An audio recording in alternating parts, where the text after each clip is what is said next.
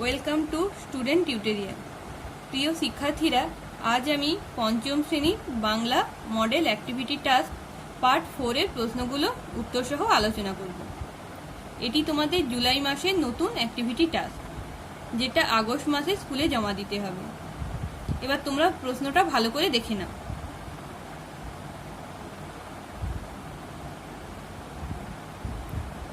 এবার চলে এসো আমরা প্রশ্নের সাথে উত্তরগুলো দেখে নিই। প্রথমে কি বলেছে, নির্দেশ দিয়েছে কি দেখো, একের দাগে একটি বাক্যে উত্তর দাও। একের প্রশ্ন কি, আয়রে ছুটে ছোট্টরা, ছোটদের কেন ছুটে আসতে হবে? উত্তর, ছোটরা যেন গল্পগুলোর তল্পিতে কি আছে এসে দেখে যায়। একের 2, আমাদের জোয়ানদের একটা ঘাঁটি ছিল, জোয়ানদের ঘাঁটিটি কোথায় ছিল? উত্তর, লাদাখ অঞ্চলের একটা বরফে ঢাকা নির্জন জায়গাতে জোয়ানদের ঘাঁটি ছিল। একের 3, দারোগা বাবু এবং হাবু কবিতায় মেজদার পোষ্য কারা? দারোগা বাবু এবং হাবু কবিতায় মেজদার পোষ্য 8টা কুকুর। একের 4, উলগুলান কাদের লড়াই? উত্তর, উলগুলান মুন্ডাদের লড়াই। একের 5 প্রশ্ন, পাখির কাছে ফুলের কাছে কবিতায় কোথায় কবিসভা বসেছে? উত্তর কি, পাখির কাছে ফুলের কাছে কবিতায় লাল দিঘিটার পারে কবি সভা বসবে। একের 6, তাই বুঝি বিমলার কমে গেছে দামি? বিমলার কেন মনে হয়েছে যে তার দাম কমে গেছে? উত্তরে কি বলছে দেখো, বিমলার সারাদিন সকলের সব ফরমাস খাটা সত্ত্বেও সে তার দাদা ও ভাইয়ের তুলনায় কম খাবার পায়, তাই বিমলার মনে হয়েছে যে তার দাম কমে গেছে। একের 7, ও যেন দিনের বেলাকার রাত্রির, কোন সময়কে লেখক দিনের বেলাকার রাত্রির বলেছেন? উত্তর, লেখক রবীন্দ্রনাথ ঠাকুর দুপুর বেলাকে দিনের বেলাকার রাত্রি বলেছেন। 2 দাগের 1 প্রশ্ন দেখো, গল্প বুড়ো কবিতায় রূপকথার কোন কোন প্রসঙ্গ উল্লিখিত হয়েছে? উত্তর, সুনির্মল বসুর লেখা গল্প বুড়ো কবিতায় রূপকথার যে প্রসঙ্গ উল্লিখিত হয়েছে তা হল দৈত্য, দানব, যক্ষীরাজ, রাজপুত্র, পক্ষীরাজ, মনপবনের দাঁড়, শাল বাঁধা পুরীর পাহাড়, চোখ ধাঁধানো হীরা মানিক, ঝলমলে সোনার কাঠি, টলমলে ময়নামতি, তেপান্তরের মাঠ, বন্দিনী কেশবতী কন্যা ইত্যাদি। 2.2 প্রশ্ন কি, এমনই করে সারা শীত দেখতে দেখতে কেটে গেল। জোয়ানদের সেই শীতকাল যাপনের কথা কিভাবে বুনোহাঁস গল্পে ফুটে উঠেছে? উত্তর, 2টো বুনোহাঁস দলছুট হয়ে লাদাখের জোয়ান শিবিরে আশ্রয় পায়। সারা শীতকাল তারা তাঁবুতে থাকে।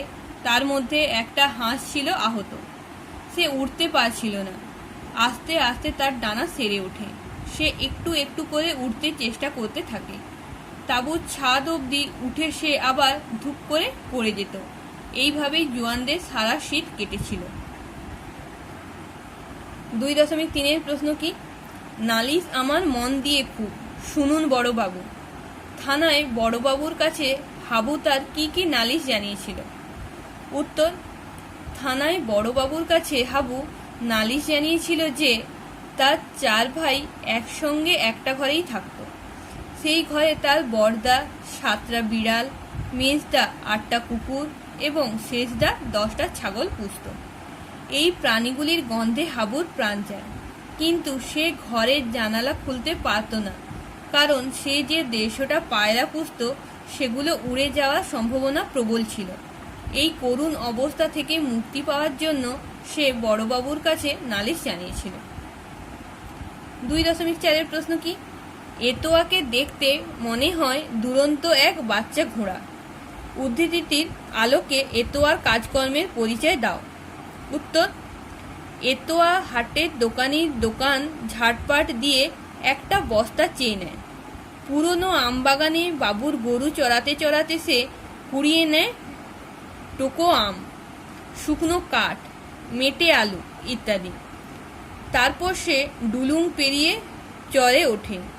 সেখানে নানা কথা ভাবতে ভাবতে সে নিজের ক্ষীরের কথা ভুলে যায়। এই ছিল তার নিত্যদিনের কাজকর্ম। 2.5 প্রশ্ন কি দেখো, ছিটকিনিটা আস্তে খুলে পেরিয়ে গেলাম ঘর, তারপর কি কি ঘটলো তা পাখির কাছে ফুলের কাছে কবিতা অনুসরণে লেখো। উত্তর, বিশিষ্ট কবি আল মাহমুদ তার পাখির কাছে ফুলের কাছে নামক কবিতায় ধীরে ধীরে ছিটকিনি খুলে ঘর থেকে বেরিয়ে তিনি দেখেন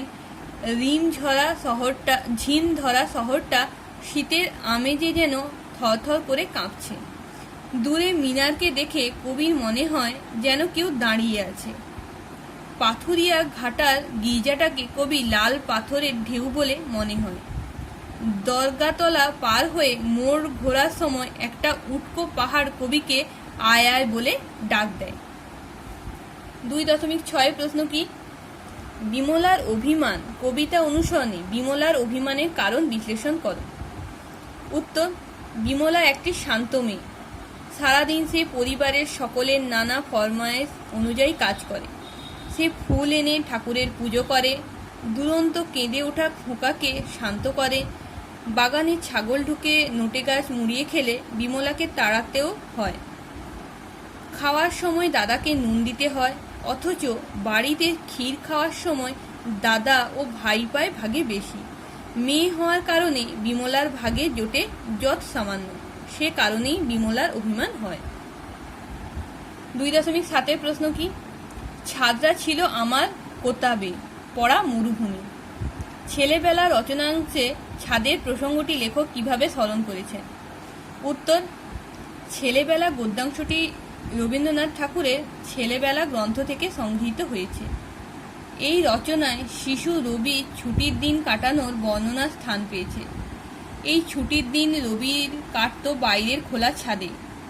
তার পিতা যখন থাকতেন না তখন ছাদে যাওয়া ছিল রবির 7 সমুদ্র পারে যাওয়ার আনন্দের সমান। ছাদে উঠে তিনি দেখতেন লোক বসতির পিলপে গাড়ি পেরিয়ে যাওয়া, সেখানে গেলে তার মন চলে যেত আকাশের নীলে। এবার 3 দাগে কি বলেছে দেখো, সন্ধি করো। প্রথমেরটা আছে মিশি যুক্ত কালো, সেখান থেকে হবে মিশ কালো।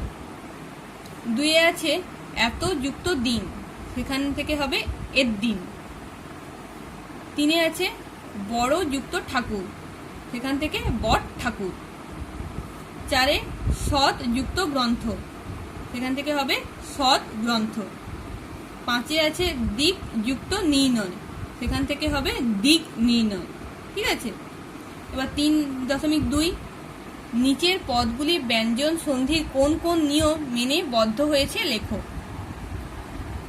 3.2.1 কি প্রশ্ন, প্রচ্ছদ থেকে প্র যুক্ত ছদ। অ কিংবা অন্য স্বরধ্বনির পরে ছ থাকলে ছ বদলে চয় ছ হয়ে যায়।